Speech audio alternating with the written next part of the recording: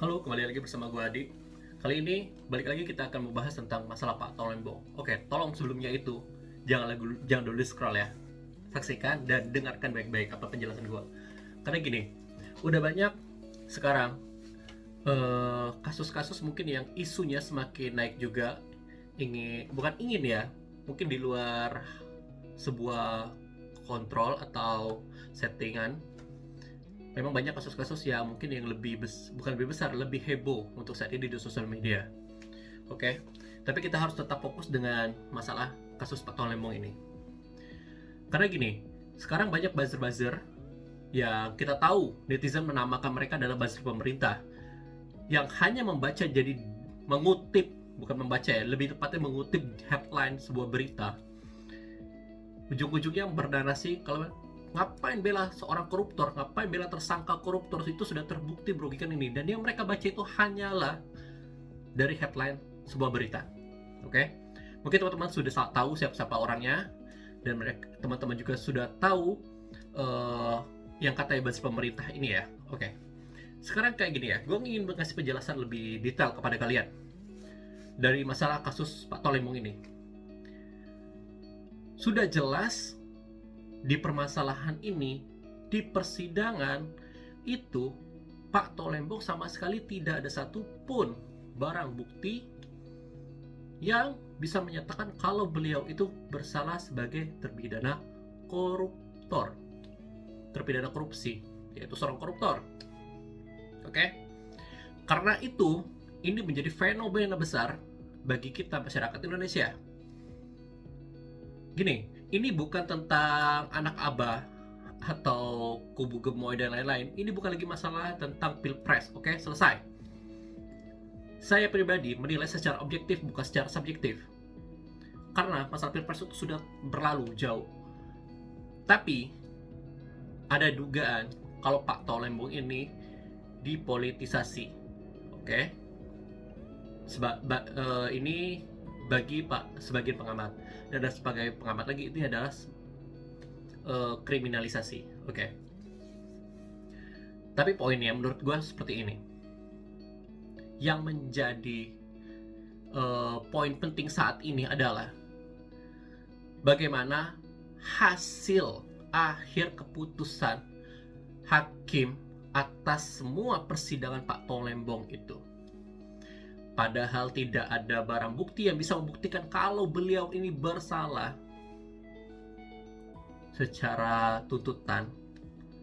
Tapi kenapa masih diberikan vonis 4,5 tahun, oke? Kalau ini bicara tentang lu anak abah, lu ini. Gini, yang kubunya aja waktu itu di kubu Pak Prabowo, seperti Bang Hotman Paris dan Pak Dr. Richard Lee, mereka miris melihat hasil persidangan Pak Tolembong ini. Oke? Dan kita tahu mereka dari kubu mana waktu pilpres. Oke.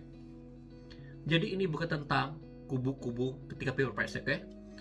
Ini adalah masalah tentang keputusan hakim yang menyakiti hati rakyat Indonesia. Mungkin untuk lebih detailnya dari permasalahan persidangan, itu kawan-kawan bisa menonton langsung dan mendengarkan langsung. Menurut gue ya, ada di channel Pak Akbar Faisal, di Akbar Faisal Uncensored yang terbaru. Itu detail dijelaskan oleh bintang tamu yang memang kompeten di bidangnya, oke? Dan logika dasar hukumnya di situ dijelaskan kalau ini sangat tidak masuk akal bisa ditetapkan dengan vonis 4,5 tahun. Malahan banyak orang yang mengatakan pakar hukum juga, ini harusnya bebas tanpa syarat, karena tidak ada yang memberatkan, karena tidak ada aliran dana, tidak ada mens rea, tidak ada yang dirugikan, dan saat itu kita juga tidak surplus, dan yang dibeli itu adalah seperti apa ya, agar tidak terjadi kekurangan stok waktu itu ya. Jadi ada buffer stok lain dibeli itu. Dan dia Pak Tolembong juga sudah melakukan rapat koordinasi dengan Menko-nya, dan sudah juga berkoordinasi atas perintahnya Pak Presiden. Karena itu kita bingung, apa kesalahan sebenarnya, di mana poin kesalahannya itu di mana gitu. Oke. Satu channel yang gue saranin kalian dengar adalah Pak Akbar Faisal, karena bintang tamunya di sana kompeten dan memang membicarakannya secara terperinci karena banyak beliau mengikuti persidangan. Oke, itu pertama. Kedua, menurut gue yaitu channelnya Pak Abraham Samad. Oke, lalu dengan Pak Novel Baswedan.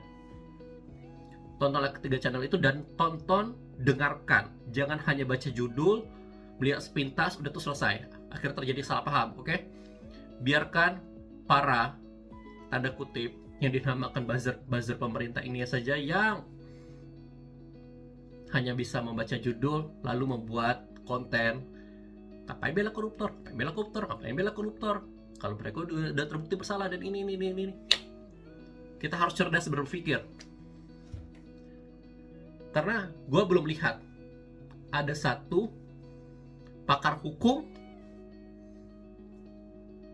terkemuka di negara ini yang berani berbicara dan mengatakan kalau hasil dari kasus Pak Taulemong ini dan memang Pak Taulemong itu bersalah dengan dalil ini. Gue belum pernah lihat. Semuanya, hampir semuanya pakar hukum di negara ini dan pakar ekonomi mengatakan dengan bukti-buktinya juga, dengan kesaksian mereka juga di persidangan, kalau tidak ada kesalahan yang dilakukan oleh Pak Tom. Oke? Itu. Dan satu lagi, walaupun banyak berita-berita besar saat ini dalam sepekan terakhir yang mungkin menggemparkan dunia media sosial, kita harus ingat dan terus awasi karena masih ada proses pengajuan banding dari pihak Pak Tom. Dan kita doakan hukum di Indonesia akan tegak setegak-tegaknya. Itu pesan gue. Terus kita pantau apa kelanjutan yang akan ada di hukum di Indonesia ini, oke?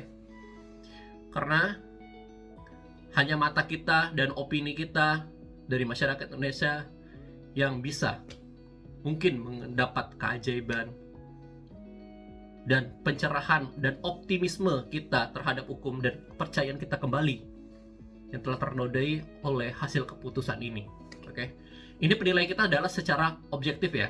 Kita tidak secara subjektif tentang orangnya siapa, dulu di Pilpres mana. No.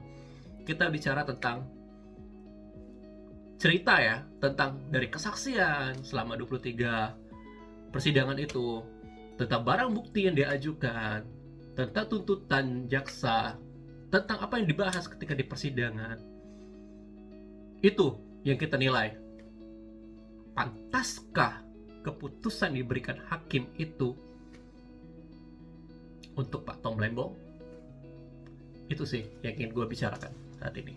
Jadi kita harus fokus tetap mata kita kepada permasalahan ini dan jangan sampai kita tergoyah. Oke? Itu yang harus gue sampaikan.